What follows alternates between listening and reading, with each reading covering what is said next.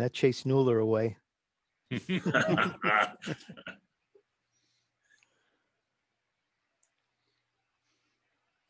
Yeah, I think Richard Benson, when he was working on Press, did pick up a strand work print that was not intended to be returned. Something like that. I can't imagine that such a thing exists, but there he was. He had this little tiny thing that he would sometimes show in presentations. Kind of fascinating, the little pieces of paper that surround us in life and later take on great significance. For a while, I was collecting vintage prints, and the oldest print I have hanging in my study here was made in 1872, and it's still in beautiful condition. And it's been hanging on my wall here for 24 years. What's it look like? Yeah, which one is it? It's a portrait of a law professor from the University of Glasgow. Oh. There was a photographer in Scotland, Thomas Annan, who was well known in the late 1800s. And the thing I was most impressed about with him is somehow he got a contract to be the exclusive vendor for the photogravure printing process for Scotland. And he and his family held that for about 50 years. So Jeff, are you joining again? No, but I forwarded an email to Patty, and I think that might be Patty. Yeah, okay. You can change your name. Patty, is that you? Yep, that's. And a happy birthday.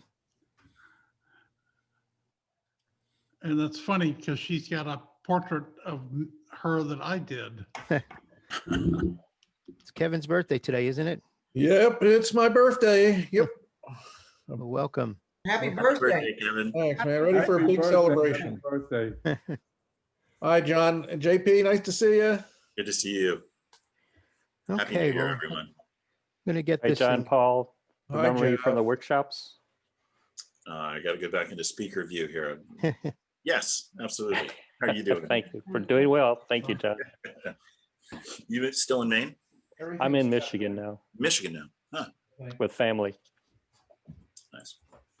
Everything is set. Mueller, do you feel like more your age now, or Are you celebrate? I even got your busy cow working. You mean 18 years old again? Absolutely. We should just send you a T-shirt. Borrowed time. But the body says no, but the brain says keep going. Good.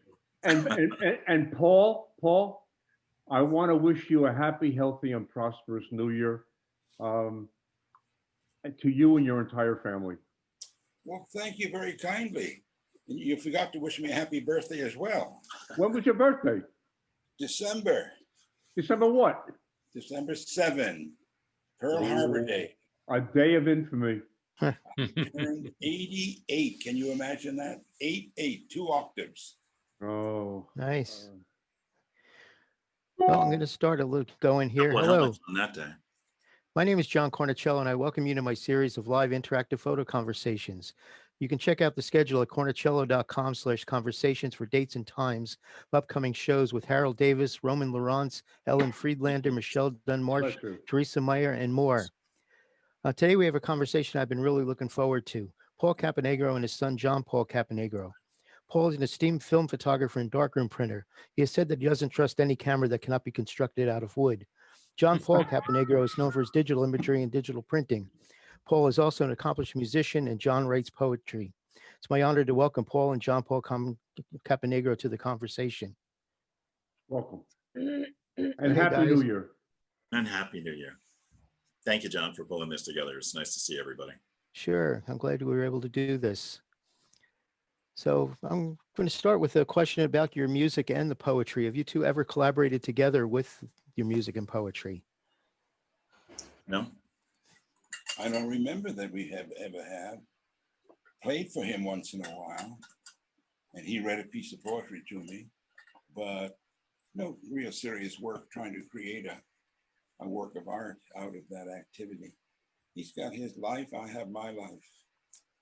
He's got the real world of computers and digital, and I have an old-fashioned world of chemistry, smelly hypo, silver printing. And I thought never the twain shall meet. But the fact is, he's become extremely useful to me in recent months. He creates a negative for me where I don't have to do any burning or dodging with my original negative. He does it all for me with my guidance, turns it into a file, is it? And that becomes a negative, which is a joy to print. Almost no burning and dodging. It's just amazing. But don't you sort of miss the dance in the darkroom as you would try to do your dodging and burning and try to go from repeat it on another image? That's the real problem. It's the repetition. I don't mind the dancing. I enjoy it. But when I have to make more than one print, that becomes a little difficult. You forget one step and you've lost the image. So it's very helpful to have and very useful in terms of my age. I haven't got much time left. Gonna have much more fun with these new negatives. What should we call them? It's just remastered negatives. Remastered. Yeah. Remastered or digital internegs or something like that. Yeah, so essentially we scanned the final print, retouched it, got it dodged and burned the way that he wanted it. And now he's got a new continuous tone neg. And I think that's one of the things. It's not one of these digital contact negs where Okay. the interpretation is fixed. It's still continuous tone. So if he wants to change the chemistry or use a different grade paper, if he wants to do some more dodging and burning, he absolutely can. And But it what's also, he doesn't have to repeat the best parts of the performance in the past. He what can- size are the negs that you're making? Approximately 5x7. Okay. I've been using a 5x7 view camera for quite some years. As a youth, I started out with a 4x5 view camera. And then when I grew up, I graduated to a 5x7. So I got a 5x7 Deerdorf, 5x7 image. Yep, I just recently sold my 5x7 Deerdorf to a friend who was a collector. A collector. Yeah, a camera collector and trader. So I That's still have a monorail 4x5. But I Ah, relate to this because my first job was in a catalog studio using 11x14 Deerdorfs. Mm. And so 1114 was my large format, 8x10 was my medium format, and 4x5 was my small format. right. Did you have to lift weights to get the film into the camera, for God's sake? Yes. And these were like on double rails and cranks to roll them up and down. But it was all catalog work, so it was indoors. It very rarely took them out on location. Though we did have a couple of folding 1114s. Just They could curious. still use them if they got wet. Just Go ahead, curious, Ian. just curious, JP, what scanner do you use? We're just using a little Epson flatbed on that. It's got good resolution. I say little, it's one of those 13x19 ones, but the flatbed scanners have fantastic resolution. It also keeps he tends to dry mount his prints and keeps the surface of the image really flat. So, Paul, you have a lot of famous images out there. Is there anything that you have as a favorite that's maybe not so well known by the public? No, I'm like the old lady in the shoe. Had so many children, she didn't know what to do. I've got too many favorites. Yeah, I can understand that. I really can't. I can't say that they are favorites. Really, it's all work in progress, you might say. And somehow the audience hits on certain images, which are quite strong, like the white deer, Mm-hmm. the rock wall, the apple. Those are extraordinary images, and they. It's interesting how they happen to me. They happen. I wasn't in full control, a la so-called zone system. Everything was arranged for me. I just stepped into the scene with my film and camera, and I got those images. So they're noteworthy for that reason. But truthfully, I love them all. Nice. I love the process. Still love the process. Silver. I watch this man, my son here, and I'm intrigued by how he gets what he does through color and digital and inkjet printing and so forth. But I just like licking emotion. Paul, have you ever relented and made a print using an inkjet printer? Yes, with my son. we did a joint effort, an image of his and an image of mine, Yes. but we worked it in his studio to make it an inkjet print. So I guided him into getting my image the way I felt it should be, but using the inkjet printing. So we have collaborated in that sense. And But did you like the output of the inkjet printer? they're quite beautiful. They're quite beautiful. They're very much like a, what's the paper that is platinum. Platinum print. They Okay. have a different quality. And that quality is quite unique, acceptable to me. It's rather pleasant, I would say. I enjoy it. I accept it, but I'm still a silver man. So a lot of what we're talking about is the feel and look of the paper. When you frame something, do you put it behind glass or do you leave it open? You talking to Paul? That could go to either of you. Put it behind glass. Yeah, when you frame it. Well, actually, mostly for protection. Put it in a frame behind glass. Mhm. People like to touch. And since I've already signed the print, I'd rather they don't have their signature through. I know people tend to look at photographs from very up close as opposed to paintings. Yeah, it becomes a real problem when you've got these long Italian noses. Cornicello here, Caponigro there. Exactly. So, John Paul, did you get the chance to take any photos in the darkroom? I did. Showing. Yeah. You're set to share. Yeah, good. Okay. Yeah, I asked John Paul to get some photos of his dad's darkroom because we've had a lot of people ask about what darkroom work. So I ran over there this morning before this session and just took a couple of snapshots with the iPhone, wide angle.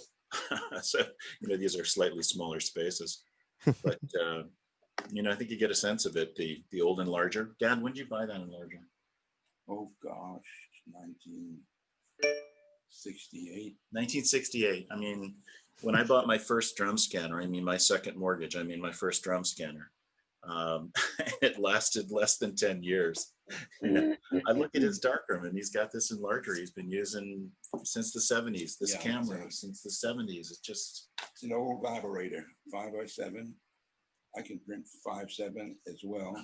It's just too sturdy for words. I couldn't take it down with a sledgehammer. It's a very strong instrument and makes beautiful prints for me. Paul, did you make that sink? I had it made. I designed it and had it made. Yeah, it's a long length. Get all my trades there. And if you notice, I put the faucets overhead rather than reach across the sink on the wall. I put the faucets overhead where I could reach them easily and get the water I needed for mixing and washing. fun. Wow. Yeah, absolutely.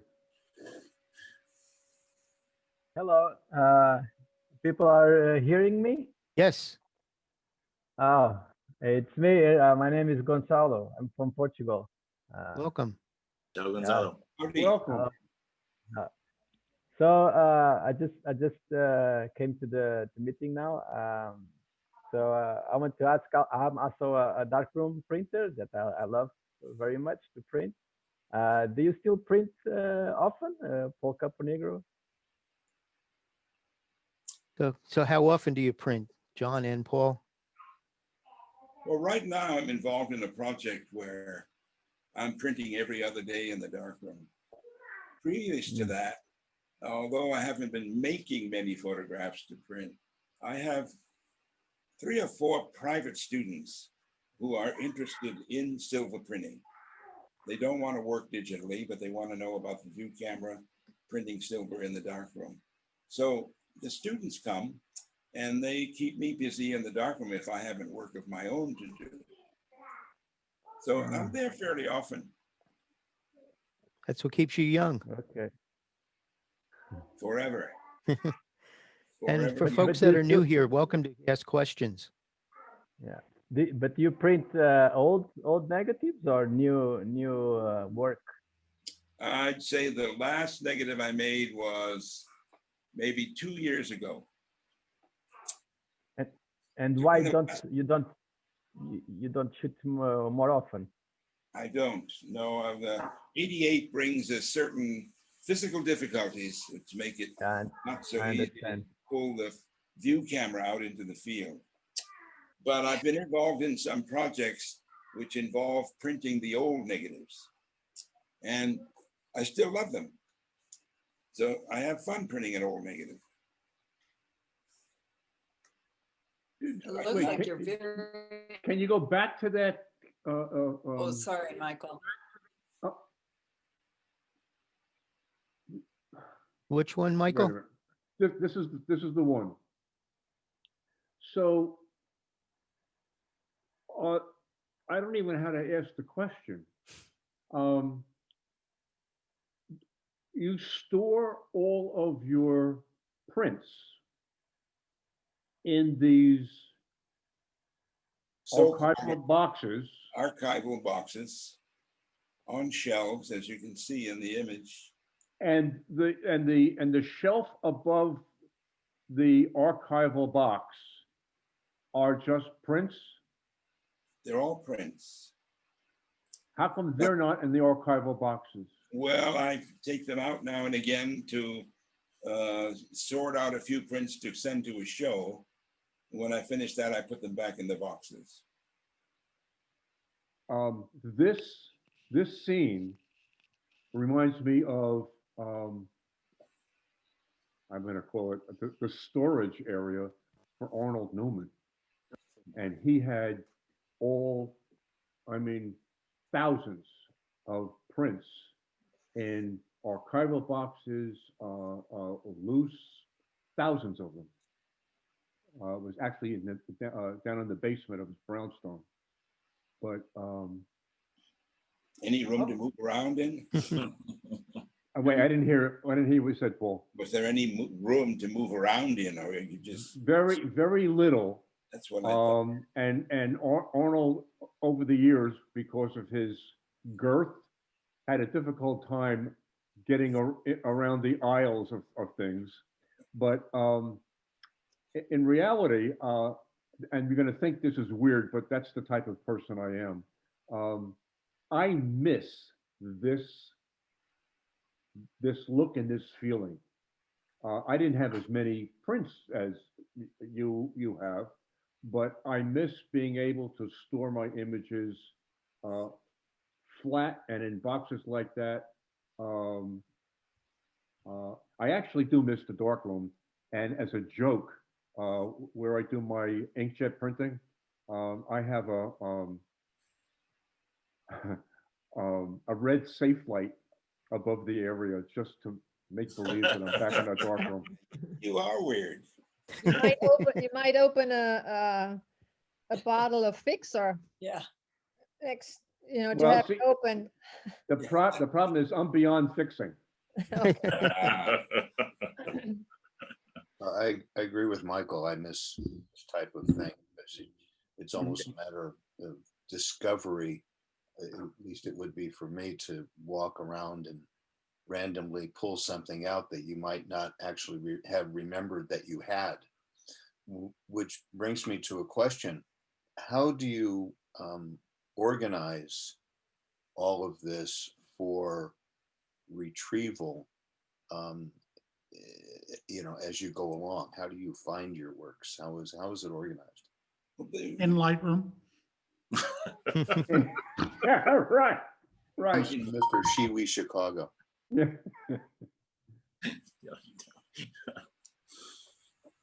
I make certain that I write the information about what's in those boxes. I start with the year, the date, what the subject is, what country. So I pretty much have a list of how to identify easily enough, because the country itself makes it easy for me to find the box that did these in such and such a year. The way of finding those prints For every negative I make, I do a contact print, which I dry mount and file in a small cabinet.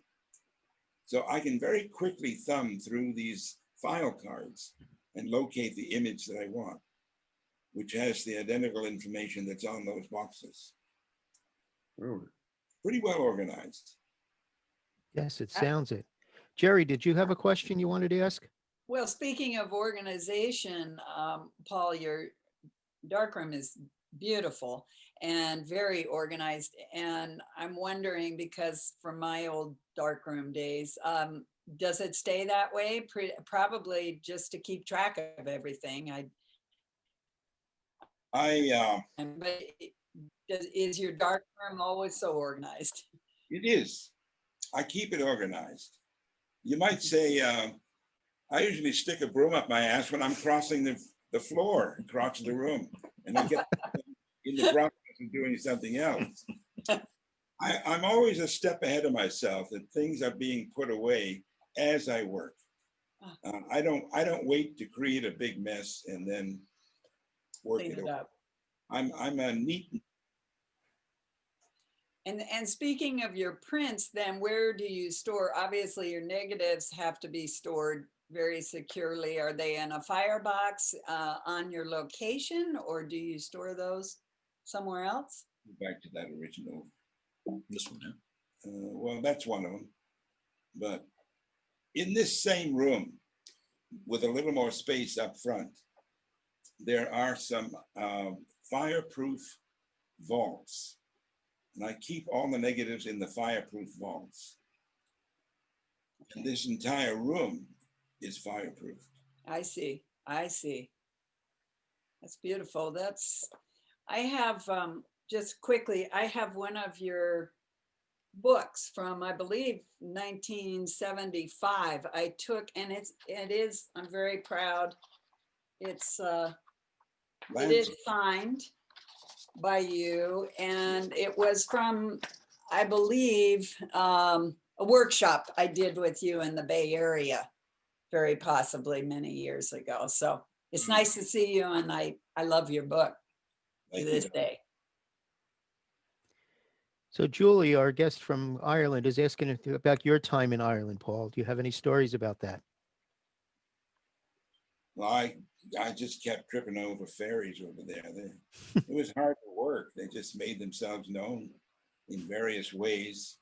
So Ireland was, let's see, I was born an Italian in Boston. Parents were born in Italy, came over to this country when they were age 1, maybe 2 years old. So I was an American. Everybody wanted me to go back to Italy. Those are my roots. I didn't like Italy. When I got to Ireland, I knew I was home.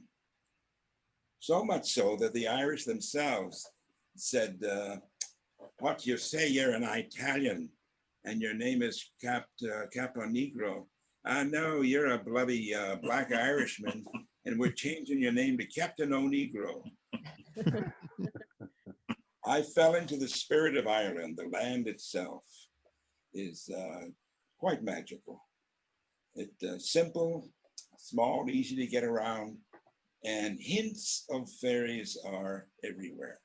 Nice. You ask an Irishman and he'll say, oh, Jesus, we don't believe in the fairies, but they're there all the same. So John, what are the photos you're showing right now? You're getting a comparison. This on the left is Dad's house. On the right is my house. And you're next to each other, correct? Yeah, we're on basically the same property. I sliced off an 1.5 acres in '96, and he built a house on our basically 20-acre property. We're tucked away in a little town called Cushing, Maine, population 3,000 in the summer, 1,500 in the winter.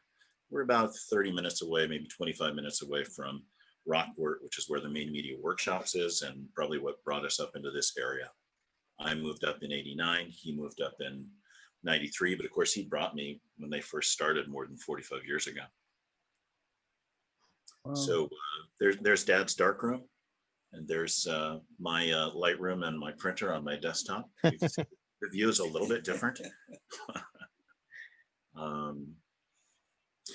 His box of prints, my fewer boxes of prints. Though I would, based on the conversation, say, some of us are missing making prints. Really, just make prints, right? We do develop our digital files, and a good deal of the realization of the image happens there, but there's still a real wonderful pleasure of actually making physical prints. And those are the kinds of things that people tend to look at when they come into a physical space. But I'm always reminded that print is an event. Not many people see original works of art. It's a kind of a rare occurrence. We're used to seeing things on these days. More often people are used to seeing them reproductions like books. To actually go to a museum, a gallery, or even rarer into an artist's studio and see the actual physical things they make is a unique or let's say a special occurrence. So I encourage people to make prints. I know that I still fall prey to that. There are many images that I've made that I have not printed. I consider them realized, but they haven't actually been made physical.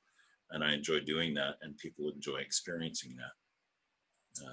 Along those lines, when I work with my students, I teach them to fall in love with their materials. The materials themselves are magical items, really. You put your money on the counter and you say, I want a box of film. You kind of relegate it to something to use, but a film has got magic in it. And I try to get them to feel that from putting it into a holder or a camera and going out in the field with it and then processing, even in the dark, to get a sense of this film sloshing through chemistry. Fall in love with the process, and it guides you into what you will photograph in the field. Well, Keith used to always say she'd like to make friends with the paint. It's an interesting idea to ask, how do we make friends with the tools and materials that we use? How do we extend that relationship? And I think making prints is part of that. You hold a print. And that's one thing to see it on a monitor, but it's at arm's length, or at least it knows the length. And, like we've noted, John, that's a little longer for us than for some. But to actually make a print, you hold it and you spend time with it. You consider it more carefully. You ask a lot of questions about your work. And I think the very act of making a print helps in that relationship with the imagery. Yeah. Is there a special certain paper that you're settled on for printing Paul's work? On inkjet or? Yeah. Well, both. And how do they compare? So that's like a really interesting question. I've seen Dad choose matte papers when his images go to reproduction in books and on cards. And I think, and Dad can speak to this, that he's not expecting the reproduction to reproduce the image in the original print. It becomes something else. As he noted, that inkjet has its own qualities, and he'll use inkjet for those qualities. So when we make inkjet prints, we've tended to use the Epson velvet paper, but he's never standardized on one particular silver gelling print paper. He can speak more to why. Well, years ago, we had quite a selection between Ansco, DuPont used to make papers, Kodak, and a few. Haloid Corporation. Who? Haloid up in Rochester. Anyway, there was plenty to use and choose from. But in recent years, most of those companies have gone under, or rather just stopped making materials. So the choice is much in terms of picking the paper on which to print this negative image. I find there are 3 or 4 still very good papers. And if I want to enhance them, then I start working with chemistry. So I have a balance in my darkroom, and I get chemistry from the photo formulary, and I mix up my own formulas. That'll make the subtle changes that I need in the printing. There's plenty to work with. All you need is to work. And I saw a box of Oriental Seagull in that picture of your darkroom, I think. Yeah, that's a good paper for certain things, but I find not for everything. They all give a different performance. Yes. The one that seems to to get into my darkroom developer most often is the Ilford multi-grade warm tone. That has a scale and a color that is very satisfying to me. And I can change it subtly with the kind of chemistry that I use. So that's pretty standard paper for me these days. And you said you adjust your chemistry as well? Well, I make a selection of different kinds of chemicals. That is, right. Different brands of chemistry. I see. Kodak doesn't make anymore. Well, other than what do they make? HC110. So what I've done is get the old Photolab index, and I can find the formulas for the DuPont formulas, the Kodak formula. I mix them myself. They no longer sell them on the shelves, so right. I'll make them myself. Wow, good for you. Photolab Index, that brings back memories. Yeah, I have a question about the film processing. What I particularly miss is to be able to take film and decide before I go out, or before I used to go out on a shoot, what I wanted to accomplish with that film, and be able to play with Metol and Elon and Accufine and take Tri-X and play with it in Accufine. I miss that with digital. It doesn't happen with digital the way it used to happen with actual film and playing with the chemistry. And to some degree, the same thing happens with printing images in digital, like we used to do it in wet processing. That's missed by the people that grew up with digital. They don't understand what it was like to be able to accomplish what Paul has accomplished in the darkroom. May they live forever and discover that they still have time and can do it. But this age is timeless. That is, there is no time. We're being pushed too hard, too fast from many directions. So you got to pick and choose. All right, Mueller, I'm going to give you a little bit of service. Come on, old man. It's called a preset and a lookup table. The thing is, it happens like that. And then your digital file is so fluid, you can move it anywhere you want it. You're not locked into an orange filter. No, that part I sort of agree with. But well, talk to Shiwi and he'll get you to agree 100%. Now, this romanticization and this old mindset that you have to have your hands on the film. Look, I'm glad to be done with film. It's the only thing that happens first thing in the morning on my teeth. But I think people are missing that printing aspect of things, because we don't have to print our images in order to see them or even process them, to do the performance aspect of printing that Ansel was talking about, the negative score, the print is the performance. We're shortchanging that final, making the actual physical thing, determining a scale, choosing a medium, really fine-tuning it. We're not having that. That's one of the reasons we don't have those experiences like this. We've got no Indiana Jones vaults to get lost in. Well, but the reality is, and I hope you agree, you probably won't, but I love the zone system. I loved it. And I used the zone system not only for my black and white, but also for my color. Don't ask why. I just love that zone system. Sure. I can. Miller? Yes, sir. Miller? Yes, sir. Do you love the image or do you love the process? Well, I was getting to that.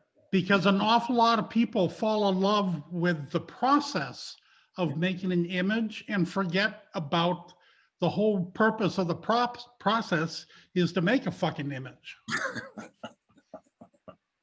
And how you get to the image is only of interest to, you know, the fans of the artist or, you know, the groupies. What most people care about is what the hell the image looks like. And Yeah, I but think the too many people invested too heavily in process. But the reality of it is that the artist has to be satisfied with the image that the artist makes first before it's shown to the general public. So for Yeah, me, but that doesn't matter what the process is. oh, but see, for me, it does, because I have difficulty making that leap of faith from what I grew up with into what happens digitally. And Yes, because you're not comfortable with the new process. There's nothing wrong with that. You don't have to do digital if you don't want to. Paul doesn't do digital. JP doesn't do analog. I don't do zone system either anymore. I studied Answer's zone system books. He's got 6 of them, very technical, very full of information. And I decided there was too much information and he was drowning people with all of that. So I decided to rewrite, or rather write a book of my own along the ideas of zone system and simplify it to such a degree that they would have to bump their nose into the fact that it's the image that you are feeling from nature or from wherever your studio, and the process is quite minimal. Yeah. I'm convinced that Ansel would have been using digital if it were around when he was. Yeah, he already said that he would. Portable and larger with a laser to get it right in. You wouldn't have to go to some service bureau to get an LVT film recorder. And so silver might have stuck around a little longer. So I got a question from Steve Sherman here, asking Paul's thoughts about making particular final images for the viewer. You know, what goes through your mind as you prepare an image? Are you talking to Paul John or John Paul? To Paul. Paul, the old man. Oh, the silver guy. The silver guy. You know, the image is being made along the entire process, from putting the film into the camera, getting out into the field, selecting the area to isolate and put on your ground glass, getting into the darkroom, processing the right amount of time for a particular purpose, which is going to be influenced by the type of developer you use, the paper type, etc. There's too many variables. And all of those variables gather into a pile that you have to put your fingers into and pull out just the right ones. It never stops. You don't make a decision about that before you get into the darkroom. You can't. There is no pre-visualization. Nature, only insofar as nature will cooperate when you get a certain kind of result. So my print is being made, you know, I get halfway through a print in the darkroom and I think, yeah, this is pretty damn good. And then the next print I make, something changed and I like it better. So that final print isn't known until it hits the hypo. It's a long working process. And again, I stay alive to the materials, the atmosphere, what nature is whispering to me. I carry it all with me. I fall in love with the entire process. It helps me make the print. Do you have music playing in your mind going throughout this? I'm sorry? Oh, let's get Gonzalo, ask your question. So for I could understand when you have some kind of emotions, some kind of relationship when you are photographing, and then you have also some emotions when you are printing. I agree. I very often pull the emotion I get in the field when I photograph into the darkroom while I'm printing. But that doesn't mean that those emotions can't change. Something within the overall process could change it. But absolutely right, feeling the whole emotional process. But you use for emotion, in the printing, you use like some colors, tones, dark, light, shadows, that all together makes an emotion, right? Exactly. Tone in itself is a language. Then there's color in the print. That becomes a language as well. The depth of the tone creates an emotional response. So that process is, as I said, it all continues. It's all part of the whole process. That's why I think you should fall in love with the medium, see what it can do. Yes, the technical aspect to show you that this is what the paper is able to do, and then proceed to use it. And don't be afraid of change in the middle of it all. Just because you pre-visualized it and didn't get what you pre-visualized, that's the best thing that could have happened to you.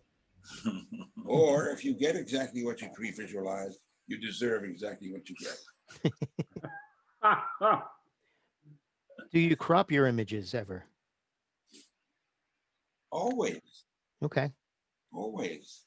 I'm not going to let that size on the camera itself limit me. Nice. Like running white deer photograph. The running white deer photograph was made on 5x7 film, but the print itself turned out to be 4.5 inches by 19 inches when I print it. It's only half. A lot has been cropped away on the top of the trees and a lot in the foreground field. I remember a dealer called me and said, you sold me a 16 by 20 size print of the running white deer. And my client wants to know, where's the rest of his print?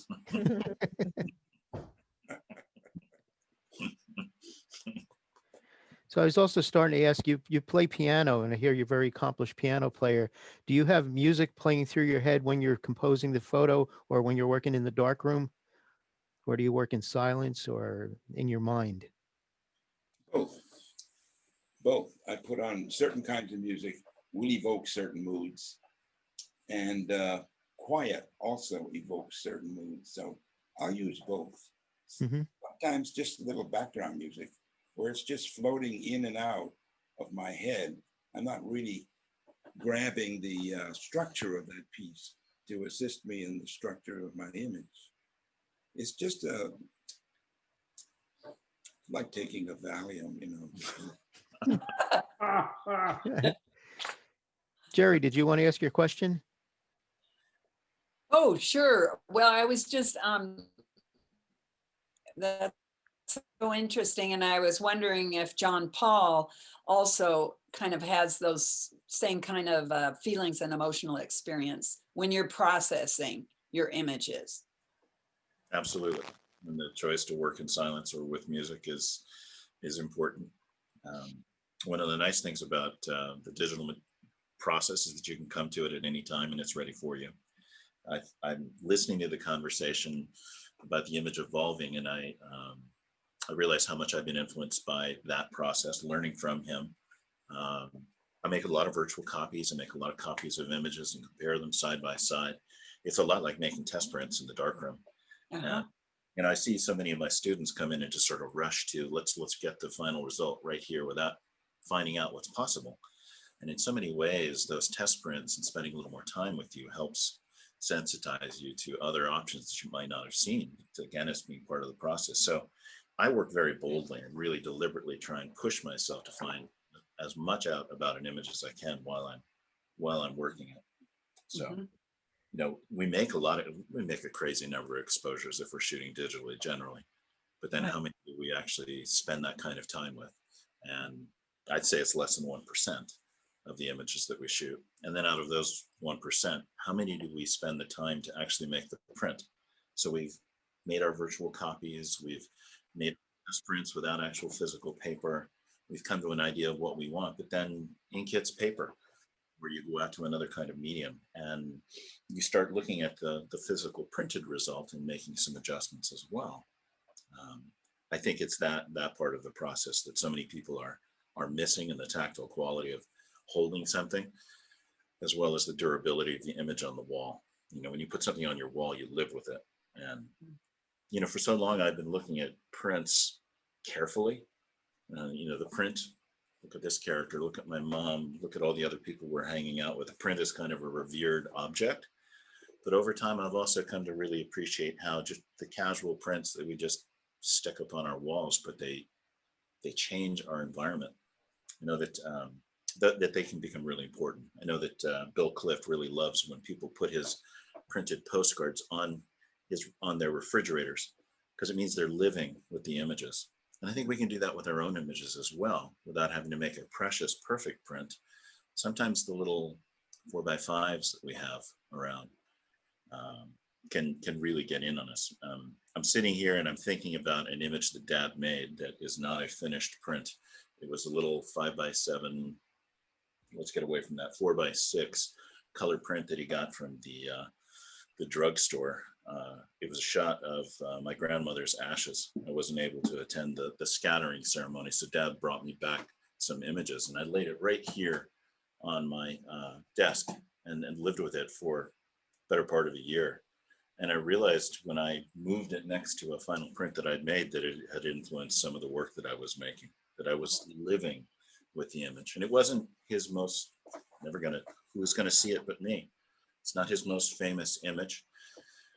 Sure, I love the Galaxy Apple II, profoundly influential to me, but that little 4x6 that I lived with for so long is also profoundly influential in a very different way. So I think making prints, making physical things can be so important. It was that to you because you responded to it. You were available. And that's what needs to happen with any part of the process, for the individual to be available. Yeah. And not just become the textbook and memorize all the rules about opacities, densities, so forth and so on. No, be there. Really be there. And if my hands smell from the chemistry after a long day's work in the darkroom, well, it's not that pleasant, but damn it, I had my hands in it. Yeah. And I'm so grateful that I have a piano. Because after a long day's work in the darkroom and I put the prints into the washer, I go straight to my piano and I play the prints to a good washer. Is there any way for us to hear some of your music, or not necessarily right now, but someplace to go? Is there any recordings online or anything? I don't think there are. We didn't put any music on your website, did we? I don't. You asked about the music and image thing. I think it'd be interesting to put together a video or a slideshow of his work with his piano. Yeah, I think that'd be nice. Yeah. Do you remember the video that was shown at the Farnsworth show? I do, yeah. Who did the video for that? Because they have my piano playing in the background. Right, no clue. I know they asked for the MP3s. I don't remember who the person was. Yeah. But, I actually have some of Paul's recordings that JP sent me. Yeah. Or if you know Hunt Witherill. Yes. Hunter Witherill did a recording of my piano playing on his piano. Yeah. And he has a recording of it. Yeah, it's neat. For a while, we were listening to that on, one of those old things, CDs. Jeff, do you have a way of sharing the? Well, Jeff's looking for that. You mentioned your mom there. So a lot of people don't know your mom is also an artist. Yeah. Yeah, she was a painter and then later turned graphic designer. There you go. Can you guys hear that? Yes. Yes. I'm going to take this opportunity to show some pictures too. Great.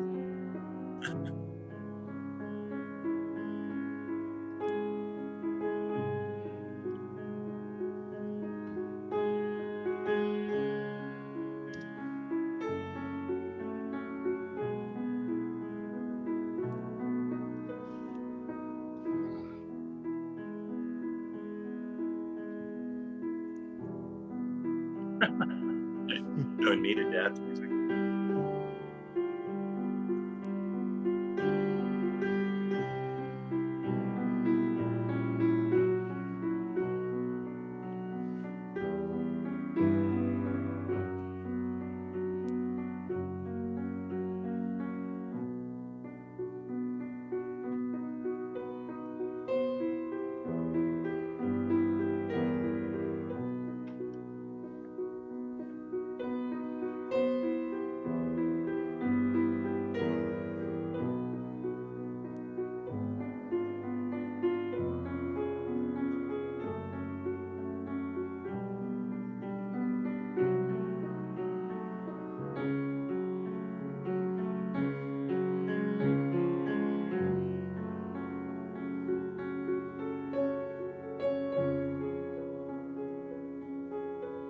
So, if we talk over this, Paul, did the music or the photography come first in your life? Music came Mm-hmm. at the age of maybe 3 or 4. I heard some noise going on in the radio. Actually, your voice is getting lost under the music.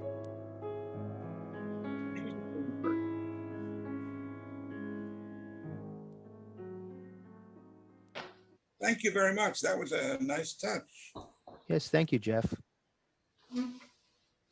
So you were saying music was your first artistic output? I think that was the first emotional hit. It showed me, it told me at that age that the emotional response to that so-called art form of music was meaningful to me. It wasn't until I was, well, no, I'd say within the same year, Grandma used to photograph us with her box brownie camera. And I took an interest in it. Whenever she lined the children up and made the photographs, I would always go over and say, what is that? Show me. What do you got? So they came pretty much close together. Contemporaneous, yes. The camera and the music. And John Paul, do you play any music? I do at 3 o'clock in the morning when no one else can get hurt. I thought that was a really nice segue to get away from the technical mind, because photographers can get so obsessed with technique and materials. Rather than looking at the Dmax of a print, listen to what Dad is talking about in terms of emotional availability or sensitivity to the tonal scale. He and Ansel and so many other photographers who are also musicians talk about the black and white tonal scale as a metaphor for the musical scale, or vice versa. It's the emotional availability to the tonal scale that really makes a piece of music or an image come alive. It's not so much about measuring Dmax and finding your brightest white and having everything perfectly spaced. It's about putting some soul into it. So, John Paul, you do write poetry, though. Yeah, I write a lot of stuff. Yes, I do. I write a lot. Yes, and I've been doing a lot of poetry this year. I've always written it, but I really took a deep dive this year. Is there anything you have that you want to share with us, or? Yeah, I can pull something out of a box if you want me to. Yeah, I think that would be great. Did I read anything on a previous one? I don't think so. Okay. so while he's looking for that, I'll tell you about the workshop that I did. Oh, you've got it already. No, go for it. You can still tell us. Workshop of, I had 10 engineers. They were all engineers in this class. And they all walked into my studio in my darkroom with slide rules in their pockets. I mean, they were real hardcore. And I had to find a way to break through their insisting that they had to know exactly what temperature, what this, what that. And I said, no, we're going to learn about printing. It has nothing to do with your technical information. Now, just be very quiet and watch.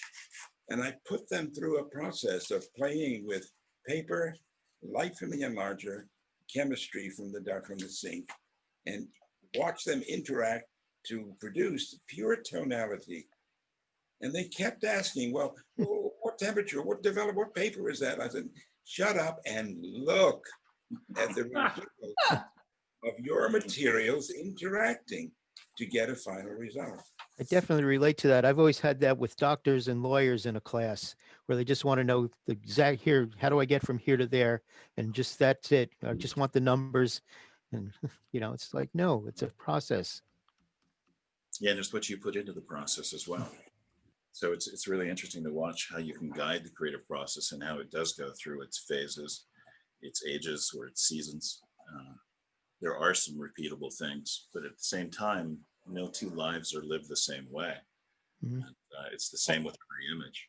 Also, creativity does live in engineering, but not all engineers are creative. And if they were creative engineers, they wouldn't want to know the temperature. They would want to know the effect of the temperature. So when they made changes, they would know what creative changes they were making. Yeah, which could be very useful for creative types as well. Oh, yes. So I think there's a lot to be learned from all kinds of people in many different disciplines. I think the human animal is the creative animal, and we can learn a lot from each other. So John Paul, does your poetry usually go with an image, or is it separate? No, it's generally separate. Okay. Often I'm writing to capture what I can't quite put into images. You know, sometimes people are making images to express what they can't quite put into words. And I find that the two create a kind of really interesting synergy. You make a picture and people talk about it, whether you talk about it or not. Images give birth to words, but I think you work the other way around too. Words can sometimes give birth to images or forward certain qualities in images in very useful ways. So I've seen some of the uses and abuses of the relationship between words and pictures. Okay, so let's hear one of yours now, and then I have a couple other questions. Sure. This one's called I, you, they, us, we. Why must we capitalize I when we don't capitalize you or they or we or us? If I had to capitalize just one of these, I choose we, not I, or capitalize them all with respect. Maybe it's better to capitalize none of them. Not that they're not all special, but let's just not make such a big deal about them. What would happen if we only used we for a day, a week, a month, or a year? My joys and sorrows would be yours. Your joys and sorrows would be mine. We'd share a common past, present, and future. Our time would be ours, not just yours, and not just mine. It's not that I want you to be me or me to be you. I love differences. I'd like to get to really know them, celebrate them. It is that I'd like to clear the air, see you and be seen by you, truly, hear you and be heard fully. Stop building walls and build more bridges beautifully. Those walls we build around ourselves from the our world. Just imagine what could happen if we stopped calling it, and instead called it, we, and really let each other, us, in. That's the future. No, the present I hope for, so that we can build a better future, present, together. I'd like to give this gift to you, to them, to us, to we. Will you give this gift to me, to us, to we? Thank you. That was great. So a question I have is, I come from the East Coast too, and a lot of my background in photography was knowing the really commercial work. It took me a while to learn the West Coast photographers and the art scene. It seems like, Paul, you've spent some time on the West Coast and got to know like Minor White and Ansel and folks like that. I have. What's the question? I was just wondering how you tied. So many people I knew on the East Coast really never got to know a lot of the West Coast photographers. You know, what drew you out to the West Coast, and how did you get involved with them and in the art side of things? As a matter of fact, it was the U.S. Army that brought me. Hmm. I was drafted by the U.S. Army, and I was shipped to, orders were for Korea. And they shipped us from Fort Dix, New Jersey to Seattle, Washington for a processing center. 2 weeks of new dog tags, shots, weapons, blah, blah, blah, the whole thing. And then they said, go to bed. We're going to get you up at 4 in the morning. We're going to put you on a boat and you sail to Korea. Well, at midnight, the bitch box, the PA system in the barracks, opened up and said, President Truman has ended the Korean conflict. No further shipment of troops to Korea. Wow. Go to the parade field for your reassignment. So my reassignment was being shipped down to Presidio, San Francisco, to the photo lab where a student of Ansel and Minor and Weston was working. So I bumped into this man and he opened the door for me to show me their work. He was amazed. He said, you're photographing? I said, I like to do landscape in New England. And you don't know Ansel Adams? I said, no, I never heard of him. He said, well, this is his work and this is what he does. And I was dumbfounded. And I said, you know, the Army's got me here for at least a year. Teach me how you do this. He said, well, I've been a student of Ansel and his zone system is complex. So I'll simplify it for you. So I fell into I didn't get killed in Korea. I fell into Thank God. by being shipped to San Francisco and meeting the entire West Coast. Just one more case of angels looking out after him. Yeah. Whenever I'm tempted to worry about him, I remember the angels. Great. I think Shiwi has another photo he wants to share with us. I found this and I decided to upsample it and do a little bit of retouching. So Paul, JP, Yeah, there you go. Wow. is that you, JP? That would be me. Where did you find that? Oh my. Well, Google is an evil animal. I guess. I Googled you and I found this. It was posted at some article that was, so I thought, well, that would be pretty much fun to actually show that image. Well, that is fun. It's fun. My goodness, I'm delighted. Look at that little rascal. He's not, what is he, a year old? Yeah, we're in Connecticut. So JP, I'll send that to you. It's, I upsampled it in Oh, buddy. AI, so Topaz AI. Yeah, that's great. And I started to ask about your mom, and then I took us off track again. So tell us a bit about your mom, and I mean, does she do? Designer. Mhm. Designed so many books, many of Dad's, L.A. Porter's, so many others. Do you collaborate together on sequencing and things like that? Yeah, she's a brilliant picture editor. It's one of the things I learned from her, that offset reproduction. She would take these images to press and try and reproduce them as beautifully as possible in that new medium. And that was a real eye-opening experience for me in so many ways. She was a graduate of Rhode Island School of Design as a painter. She came to Boston, where I met her, and she worked with a printer there, lithographer. And what was it? She got a job while there in Boston, was offered a job with Ernst Reichel, who is a famous book designer in New York City. So she got her training with book design with this Ernst Reichel guy. So she had some background in that and was already quite talented. She's devastating when she crops my images. It's nice that you can trust each other to do that. Yeah, it is. It's terrific. It is. One of my guests coming up, Michelle Dunn Marsh, is also known for book publishing. She used to work with Aperture Press, and now she has Minor Matters, her own company. And she's going to be here in a couple of weeks. Does anyone else in the audience have some questions to ask? We've hit an hour here. I do. I've been waiting. Yeah. Who was that? I've been waiting to ask this. Oh, Brigitte. John Paul. I just tried to figure a good break. Then we started to talk about how, with digital versus traditional, and there can be a real hybrid in that, which I enjoy. And I have a question for John Paul about remastering digital images.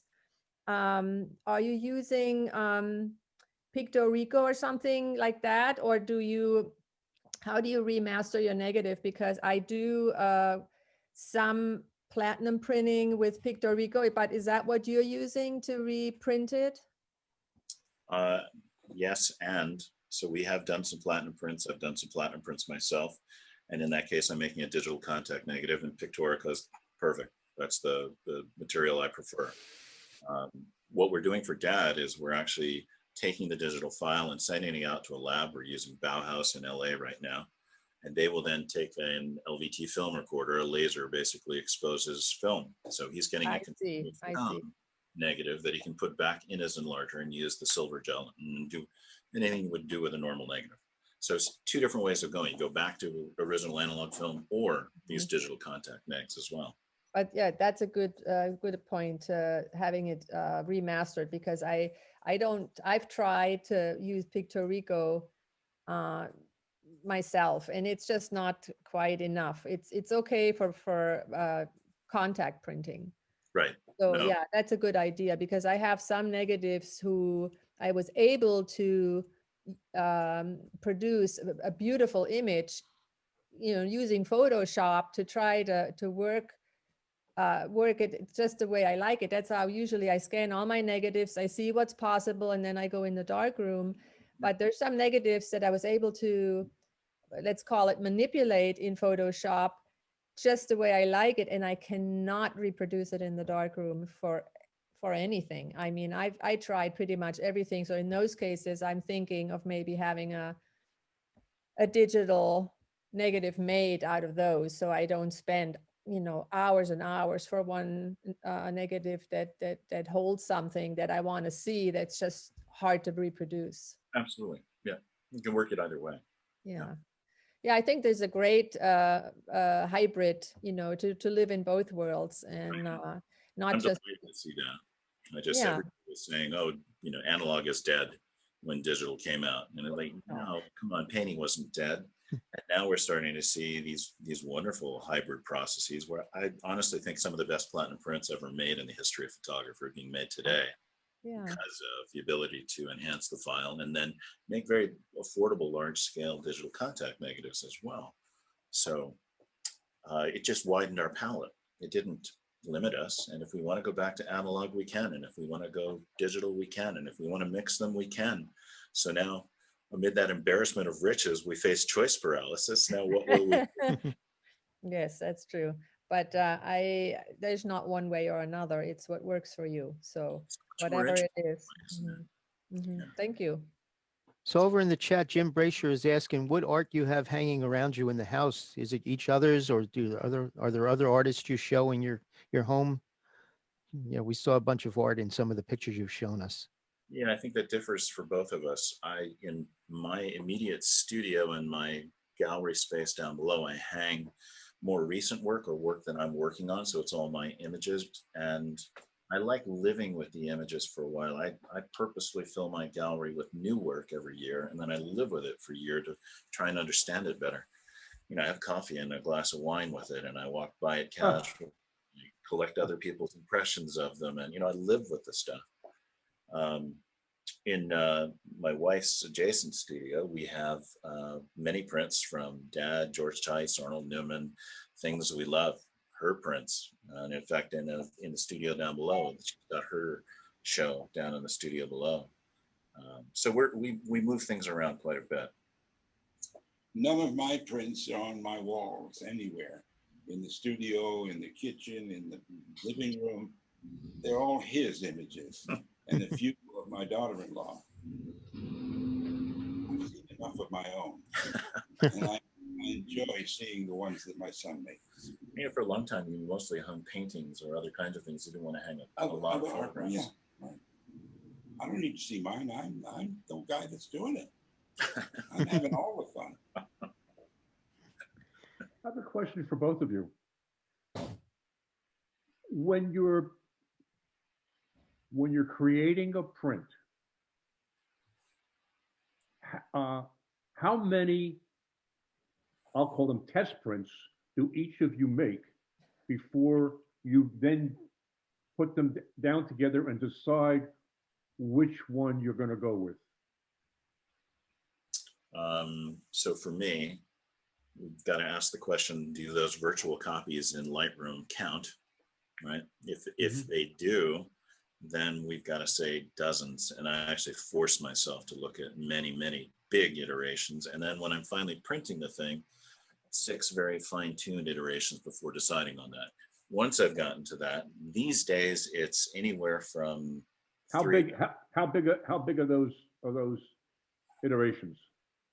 Those are digital, so they're in flatland.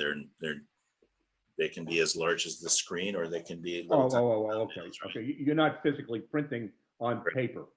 Okay. But the actual 3 to 6 proofs, I'm often doing my first proofs down at 5x7, often smaller than 8x10 before I make the final big print.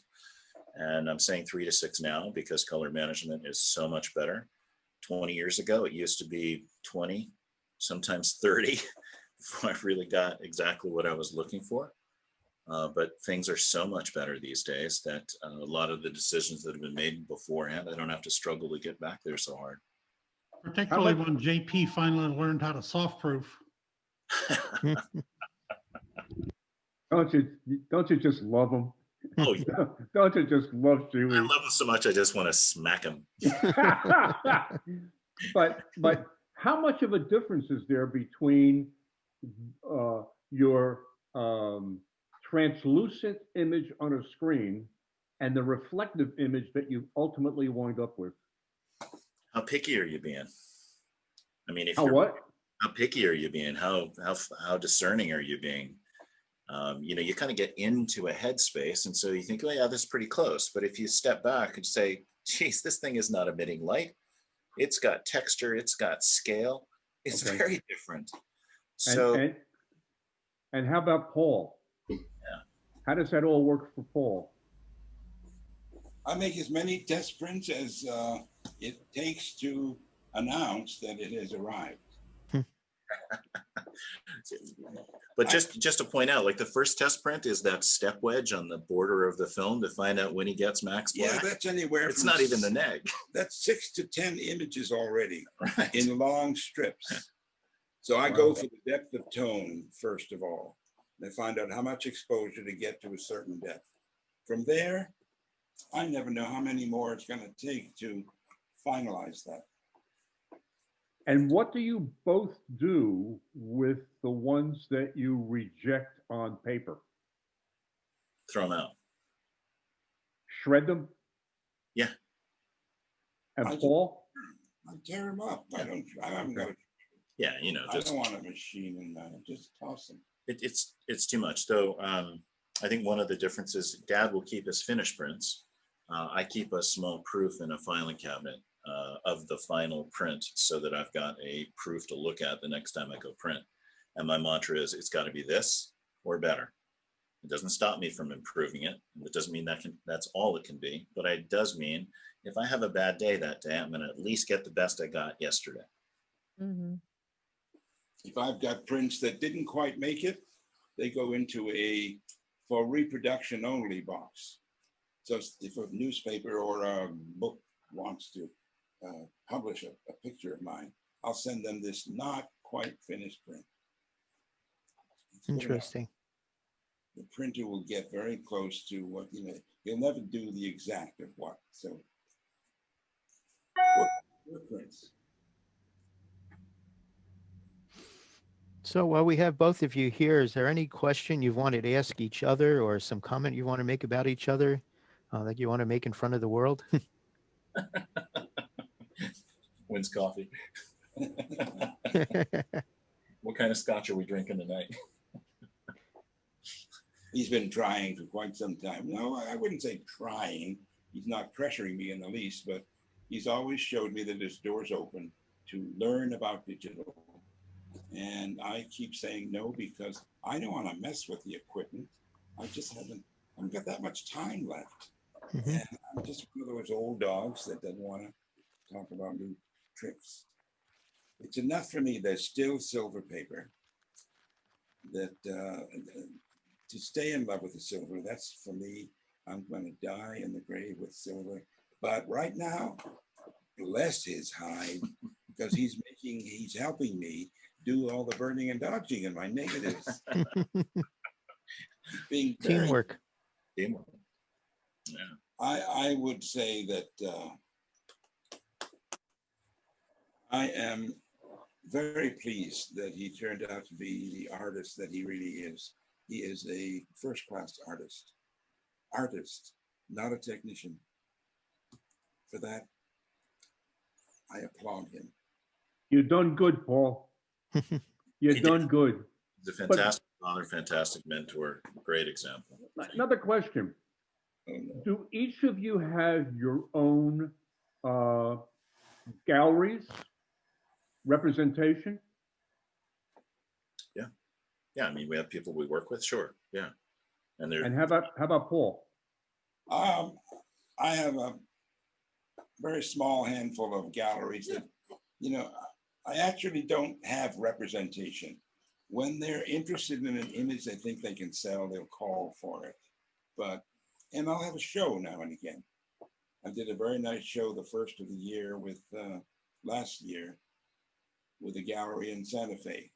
Put 100 prints on the wall. Got a chance to sell a few prints, see a bunch of old friends.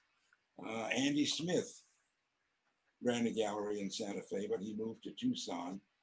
Then there's a gallery in LA. You know, I used to deal with upwards of 24 different galleries who wanted my work, and they had prints on consignment.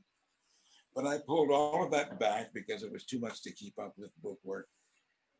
3 or 4 galleries occasionally give me an exhibition and sell a print now and then. And that's Would you not- ever consider doing it yourself? No, absolutely not. When would I have time to practice the piano? It would be, I'd be eaten up by book work. You mean running a gallery yourself, Mike? No. Putting a picture up on the internet and offering it for sale. And then when somebody wants to purchase it, they just order it online. No, because I'd have to have a computer to know that this is happening. Thank you. I'm computerless. And I do, Mike. All of my work is online. Yeah. Plus, you know, most of the major collections that I've been in have either been direct inquiries to me or collections that I've reached out to as well. While over the years, dealers have sold some prints, I've sold much more, and we're responsible for the majority of the collections that I'm in. So I think most artists have to take some active hand in promoting the work, whether they're dealing with representatives or not, and get involved in the process.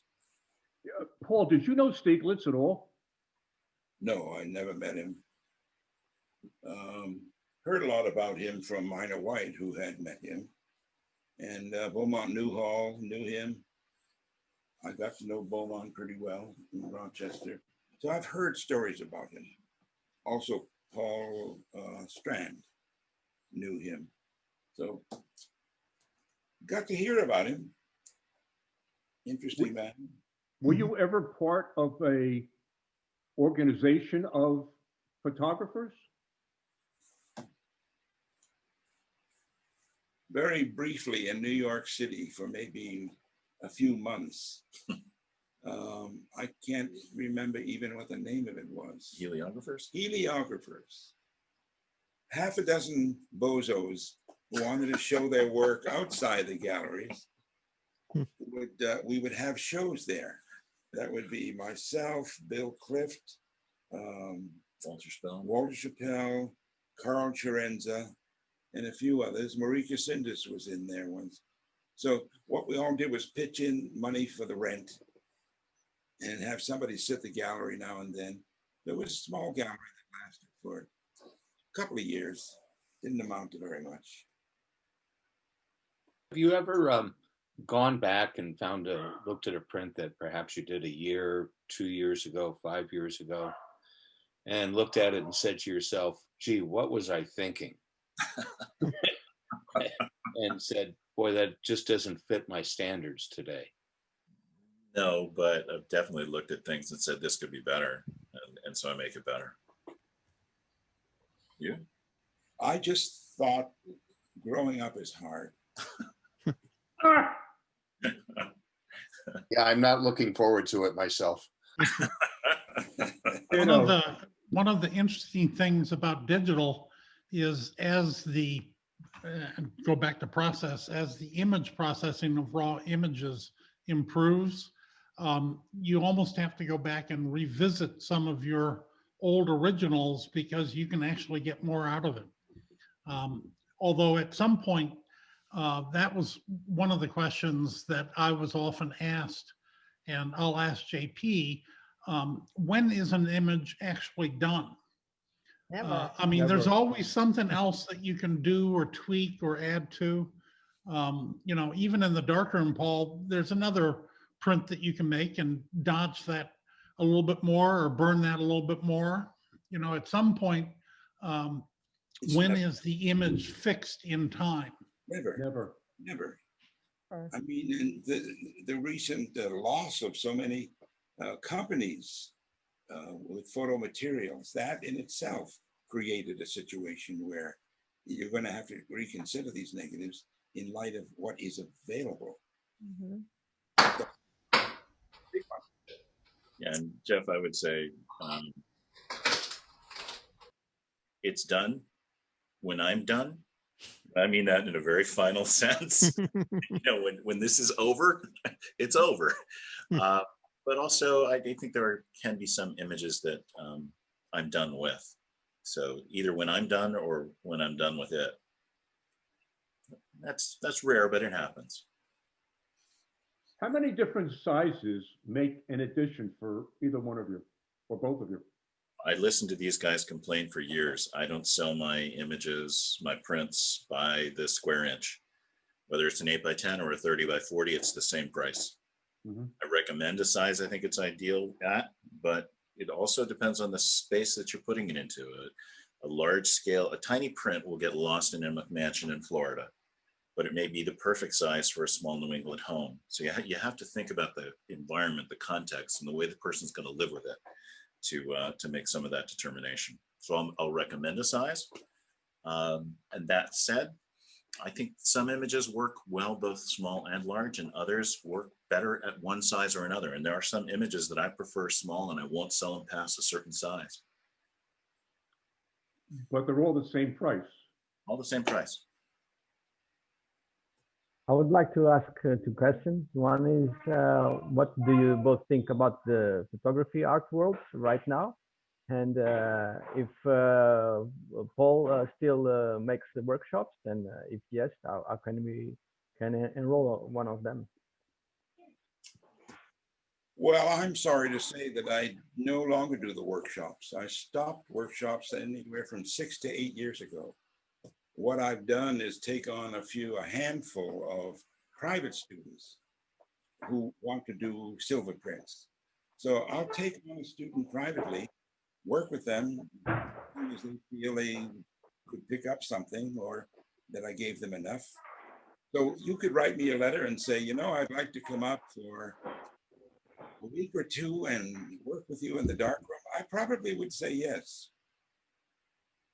But any extended, like my son does, he advertises, brings in 15 people, they do a workshop for 10 days, 2 weeks. No, I'm very low key. I don't travel for a workshop. I work at home. And if somebody really shows interest, and then of course they ask how much for this teaching, I said, no, I'm not interested in your money. I'm interested in your interest. It's logical, generous. Yes. I'll still take on a private student now and again. I think I'm going to write you a letter. Where are you located, Gonzalo? Portugal. Portugal? Weird. Cool. Yes, in Portugal, in south of Portugal. Yeah. Yeah. I think John Paul already came to Portugal, right? Yeah, once. I'm looking forward to coming back. Yeah, it's a gorgeous, gorgeous country. Cool. Well, this has been great. Is there any other last questions or comments anyone wants to make before we close down?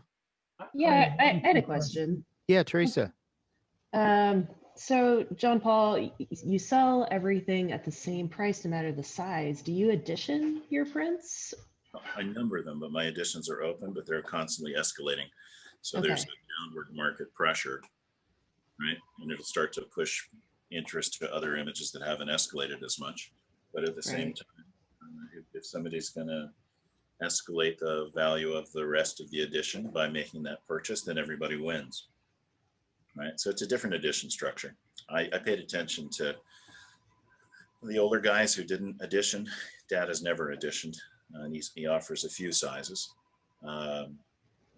At a certain point in the 80s, people started limiting editions. And of course, that's artificial.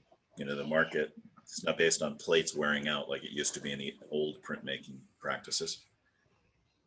But it has become kind of the standard these days. And I've seen those edition structures do nothing but change every 5 to 10 years. So try and settle on an edition structure early in your career that's going to hold later in your career as the market continues to to change. It's an interesting challenge. So you just number them as you sell them, no matter what size they are. I do, and I keep records. Dad doesn't want to do any bookkeeping, but I put it all on the computer. I know who bought that print. I know if a certain collection bought it, where it was. That doesn't mean somebody hasn't sold it to somebody else, and I might lose track of that, but at least I know who I sold it to originally. I don't get that much interest anyway to bother with having to keep track of who bought what and how many are out there. So few prints are sold in the last 5 years or more that we don't need to number anything.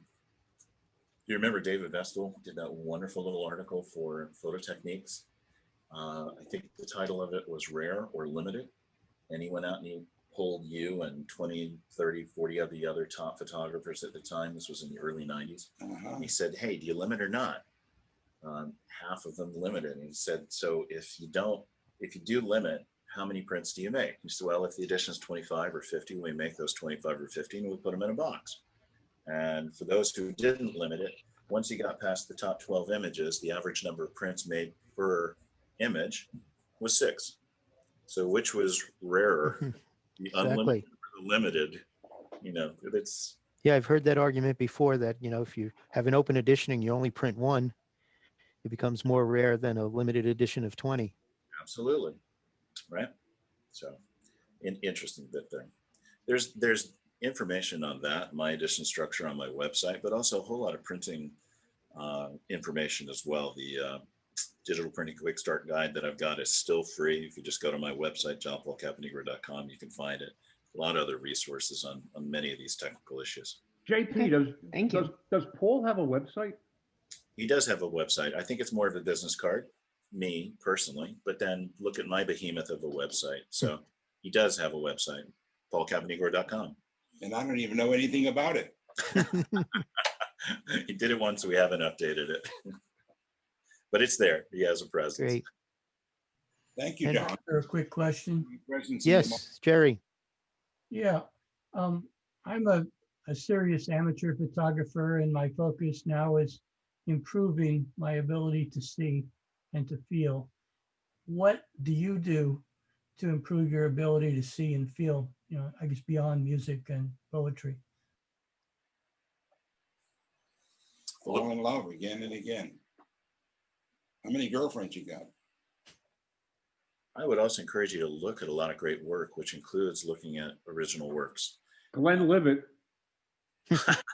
No, Keith Carter tells a real fun story. He considers his graduate studies a self-funded trip to New York, where he spent several weeks going into collections like the Museum of Modern Art or the Metropolitan, asking them to pull certain prints, and in the print viewing rooms, he would look at original masterworks. I think if you just become restlessly curious, if you're passionate about this and you're hungry to look at images, you'll find so many that are inspiring. Then also want to encourage you to go out there and look at original prints, because they bring a whole other dimension to the viewing experience as well. So actively seek those out. Howard Schatz kind of echoed this when I asked him his advice for young photographers. He said, build a large visual library. And at the time, what he means is to look a lot. At the time, he had a regular practice. He lived around the corner from Rizzoli, and every morning he'd go down, he'd get his cup of coffee, and he'd make himself look at 200-300 images every morning. Look how restlessly visually inventive Howard is. So be curious, look a lot, think about what you're looking at, and don't let yourself off the hook when you say, well, I like that. Reactivate your inner 3-year-old. Ask why. Not to challenge yourself, just to find out more. If you don't like something, ask the same thing. If something works, ask why. So you might be able to repeat it. If something doesn't work, ask why. You might be able to figure out a solution based on your mistakes. Thomas Edison set himself a quota for mistakes. He said if he didn't make so many mistakes, I think it was like 30 every month in his engineering team, then he wasn't pushing the envelope enough. So don't fear failure, just learn from it. So that Y with a capital W, John Paul? Is the Y with a capital W? If you like. Hopefully it's followed by an LOL. You know, the problem with that, John Paul, and I do agree with you, they ask a lot of questions because I come from an era where we were taught to, you know, just don't take the information that you're receiving as the truth. Just ask why, ask a lot of questions. Yeah. I took it to the extreme. And what happens when you do that, you become a PITA, P-I-T-A, a pain in the ass. Yeah, but inquiring minds love you for it. So, you know. Well, One of the things I described a couple of weeks ago. Boring Mueller. One of the things I described a couple of weeks ago is I occasionally go down to the Harry Ransom Center in Austin. They have about 5 million images, and you go to the reading room and you ask for whatever you want to look at, and they bring you out a pair of white cotton gloves and whatever you've asked for. And if you want to see original negatives made by Henry Fox Talbot, or if you want to see something made by Arnold Newman or whatever, they bring it out to you, and you're looking at original works. So wonderful. Can you do that today? Can you do that now? It's closed now because of COVID, but it should open again soon. Oh. Yeah, When you say- COVID is a problem. That's COVID will be a problem until probably the fall. You're probably right. Yeah, but we don't need to go into that here. We all know that's going on. It's back to the images. I do have a question, Paul. If I wanted to buy a print, do I talk to you or JP? You talk to me. Don't bother him with it. Okay. You know how to reach me? Well, I know your address. I don't know what, if you probably don't even have an email address, do you? I do not. How'd you know that? Just write me snail mail. Okay. That's Very easy. cool. It's Paul Anyone- Caponigro, 20 Prior Lane, Cushing, Maine, 04563. Is that correct? That will get to me. That'll get to Okay. me. I'll post that in the chat in the event that anybody else wants to buy some prints as well. Excellent. Jeepers. Well, Maybe I we'll- like your work, Paul. I mean, it's funny to say it, but it's like you're like one of my living heroes. I also like Paul Strand. I like Weston. I like a lot of the old masters, and you're one of the few that are still hanging around. It's just tickled to death to be able to listen to you and also give your son shit. Very good. See, I told you I'd like to smack him. Go ahead. Not necessarily with my lips. Good. I've seen that look from Jeff before. Oh, God. All right. Well, Okay. Any last words from either of you? it's been good visiting with you guys. You can find out a lot more on my website. Again, quotes by him, quotes by me. There's a 2-generation video that Dano at Epson produced. It's pretty neat. There are image selections. There's a lot more on my website if you want to explore it. Have you heard from that son of a bitch lately? Absolutely. Yeah. Really? No, he's busy, but he's good. Yeah. Jesus Christ, I thought he fell off the face of the planet. Didn't we all? No. Yeah. I want to thank you, John, and Paul and John Paul. It's been fabulous, and just to see your love and admiration for one another is really inspiring as well. Thank you, darling. And it's real. Yeah. Thank you all. Paul, Thank you. God bless you, Paul. God bless you. You're terrific. You're an inspiration. Absolutely an inspiration. Thank you, sir. Get back to work. We may hit the scotch early. We're going to go eat. Happy New Year, everyone. Happy New Year. Likewise. Thank you so much. Bye. Thank you. Thank you. Thanks, John. Bye. You're very welcome. Bye. Thank you all. Let me stop Facebook. Definitely. Thank you, John. That was terrific.